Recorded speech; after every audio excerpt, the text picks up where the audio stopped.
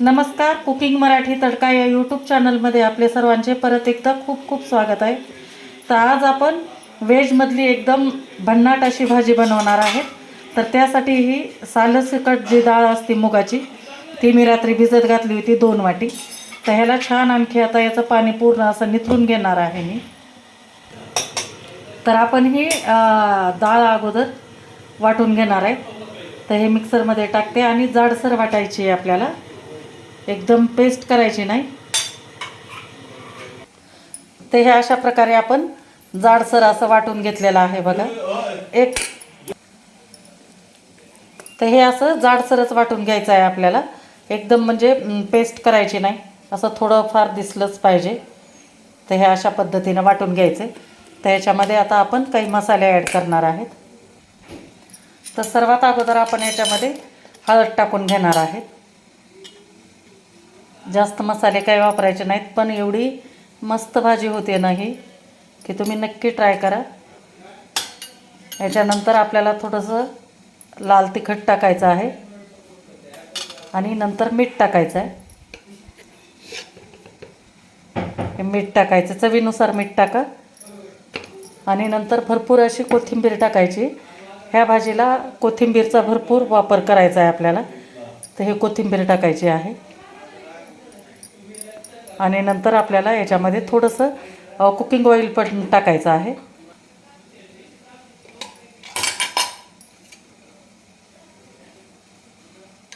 Cooking oil थोडंसं तेल टाकून घ्यायचं आणि छान मिक्स करून घ्यायचं आहे आपल्याला. एकजीव करून घ्यायचं.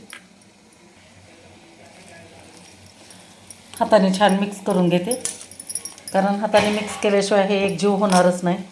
तर हे छान असं मिक्स करून आपल्याला ह्याचे छोटे छोटे कोफ्त्यासारखे गोळे बनवून घ्यायचे आहेत.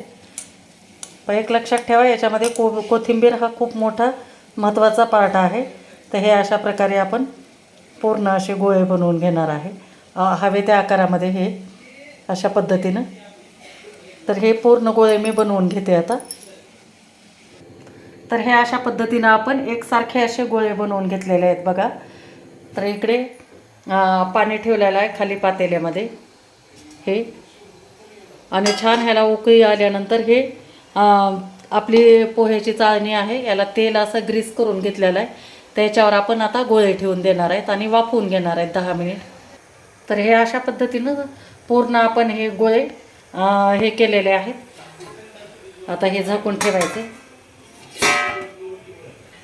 आणि 10 मिनिट आपण याला आता मस्त असं वाफवून घेणार आहे. तोपर्यंत बाकीची तयारी करू आपण. तर आता आपले हे गोळे उकडून निघतात, तोपर्यंत आपण हे 2 कांदे घेतलेले आहेत. तर हे 2 कांदे आपल्याला पेस्ट करून घ्यायची याची. नंतर 2 टोमॅटो आहेत, परत कोथिंबीर आहे आणि थोडंसं आलं लसूण आणि आलं आणि लसूण याचं आपल्याला ठेचून घ्यायचं आहे जाडसर. तर हे 10 मिनिट झालेलं आहे. आपले गोळे छान आता असे उकडून तयार झाले असतील, बघू आपण. बघा, एकदम छान असे रेडी झालेले आहेत, असे उलायला लागलेले आहेत, म्हणजे आपले तयार झालेले आहेत. तर आता ह्याला थंड होईपर्यंत आपण असंच ठेवणार आहेत. तोपर्यंत आपण रस्सा बनवून घेऊ याचा. हे आपण टोमॅटो असे वाटून घेतलेले आहेत, जाडसर असे वाटलेले आहेत. आणि नंतर हे कांदा पण असा दरदरा असा वाटून घेतलेला आहे. हे थोडीशी कोथिंबीर आपल्याला सजावटीसाठी लागणार आहे. नंतर हे आलं लसूण असं खलबत्त्यामध्ये कुटून घेतलेलं आहे जाडसर. आणि मसाल्यांमध्ये आपण किचन किंग मसाला आहे, नंतर हा थोडासा गरम मसाला घेतलेला आहे, नंतर हे जिरे पावडर, धने पावडर आणि हे काश्मीरी लाल मिरची पावडर आणि हळद, आणि हे मध्ये मीठ आहे. तर हे एवढंच आपल्याला वापरायचं आहे. तर इकडं आपण भांडं ठेवलेलं आहे आणि तेल टाकलं आहे 2 चमचे. तर तेल गरम झाल्यानंतर याच्यामध्ये मोहरी टाकायची आपल्याला 1/2 चमचा. नंतर जिरे टाकायचे आहेत 1/2 चमचा. आणि याच्यानंतर हे कांदा वाटून घेतलेला आहे तो कांदा टाकते.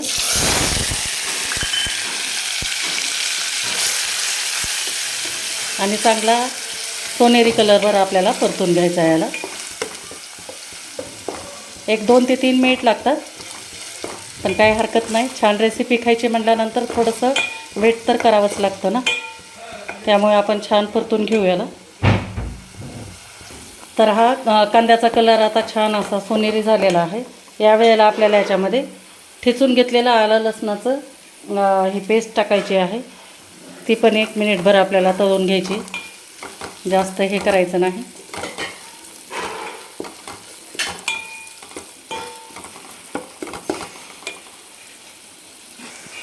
एक मिनिटभर परतून घेतल्यानंतर हे आपण सुके मसाले जे घेतलेले आहेत ते टाकणार आहे आणि त्याला पण छान असं परतून घ्यायचं, एकजीव करायचं. आणि याच्यानंतर आपल्याला जे आपण टोमॅटो वाटून घेतलं होतं त्याची पेस्ट आहे ती आपण टाकणार आहे.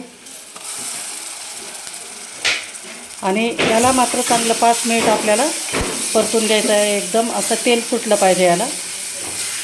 तर ह्याला परतून घेऊ छान. तर छान आपलं आता कांदा टोमॅटो आणि मसाल्यांना मस्त एकदम तेल सोडलेलं आहे बघा तुम्ही. टोमॅटो पण एकदम चांगले तळून झालेले आहेत, शिजलेले आहेत. ते या वेळेला आपल्याला रश्श्यासाठी पाणी टाकायचं आहे. तर पाणी टाकून घेते याच्यामध्ये. हवं तेवढं तुम्ही पाणी टाकू शकता, पण थोडीशी ही घट्टसर दाटसरच भाजी छान लागते, त्याच्यामुळं पाणी जास्त टाकू नका. मी 1.5 ग्लास पाणी टाकणार आहे.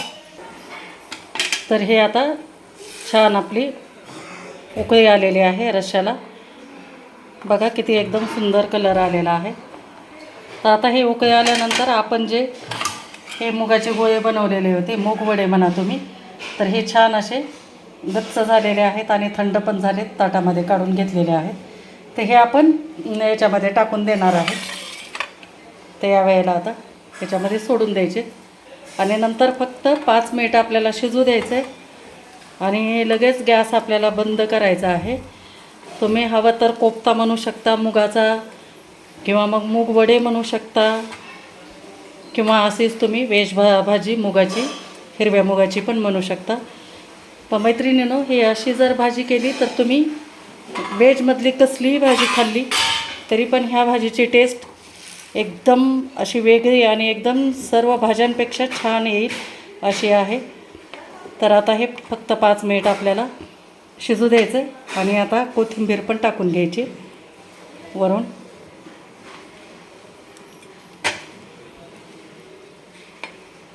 तर 5 मिनिटानंतर तुम्हाला सर्व करून दाखवते.